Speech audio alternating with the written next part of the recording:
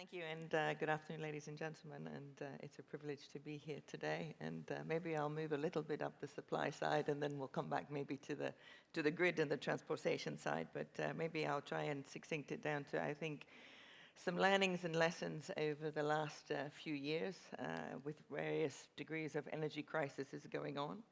Maybe a little bit about Romania's energy mix, as I'm not following the ministry. I maybe will add a few thoughts there, and then a little bit about what the company is trying to do. And maybe just for those of you who are not in Romania, Petrom is one of the largest energy companies in Southeast Europe. And here in Romania, we provide a third of the fuel, about a third of the gas, and about 10% of the power with regards to the energy sector. If we look at learnings and insights, and this maybe will touch a little bit on also the question, I think we have learned and reminded ourselves maybe, one that maybe in the energy sector we've always known is the fundamental importance of security of supply, both the access to it, but the diversity of sources, and I would say also now the types of supply, and that we need to do that. And actually, these are fundamental to the affordability of energy. Maybe in the past we had forgotten that. We got a very, very big reminder of that over the last few years. I think the other point I would make is that always with challenges comes opportunities. And I think we did witness some acceleration of the energy transition during this crisis. We saw the huge role that energy efficiency will play in the energy transition. And when you make a product very expensive, people become very, very motivated with how they use it. And I think it is a very healthy reminder to all of us in society in the importance of how we use this product. It reminded us all in the importance of access to indigenous energy supplies. And I think at the heart of it then is a reminder that the energy transition in Europe is both a diversification of sources, but also a topic of energy security for the European Union and Europe overall. So I think some healthy lessons and reminders and some good accelerations and reminders that energy comes with a cost, so we should be very careful about how we use it and using it very efficiently.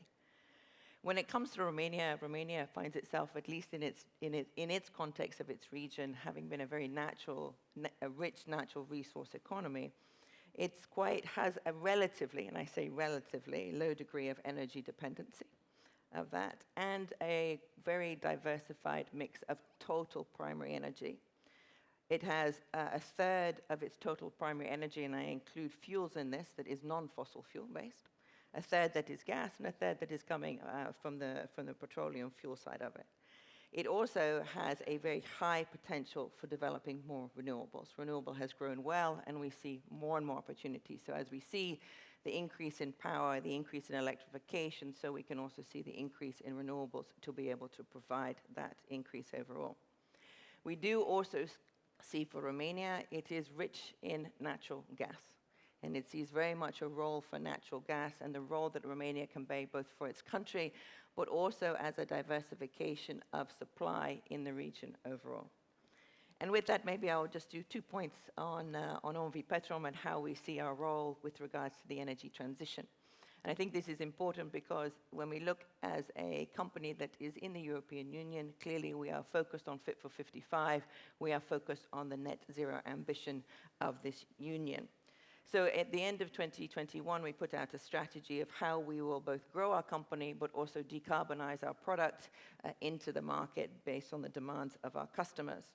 What we agreed then for ourselves, that we will actually start to invest significantly in low and zero carbon projects, such as solar, wind, but also, as we are a fuels business, biofuels, often not talked about, but very important, I think, is how we actually decarbonize transportation, e-mobility as well, and also, as we talked about, the development of the offshore gas opportunities here in Romania, which we do see as essential part of the energy transition.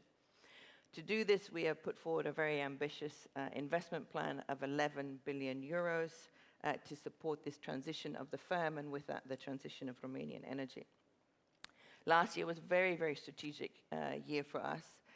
Not only did we, with our partners Romgaz, actually approve the much-awaited development of the Neptune Deep project, But we also have grown our renewables portfolio, both in solar and in wind, totaling 2.4 terawatt hours to be built by the end of the decade, and also our position in electromobility. So again, just an example of a very traditional oil and gas company and how it is transitioning its portfolio in support of the energy transition. We are about to enter the most intensive investment period in the history of OMV Petrom. We will be investing 1.6 billion euros per year for the upcoming period to enable this development.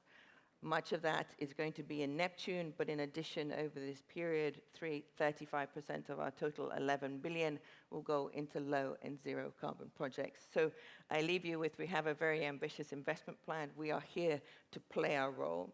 But I will come back to points I think that my colleague here on my right mentioned, and two.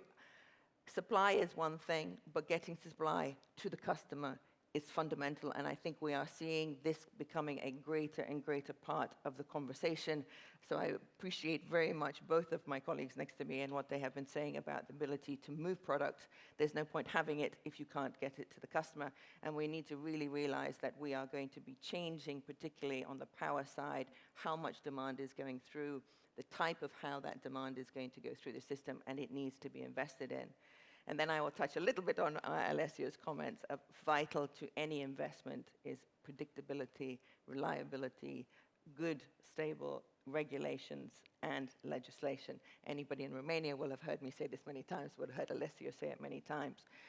We are here to play our part. We want and always will look for strong dialogue with the authorities. Thank you. Thank you very much.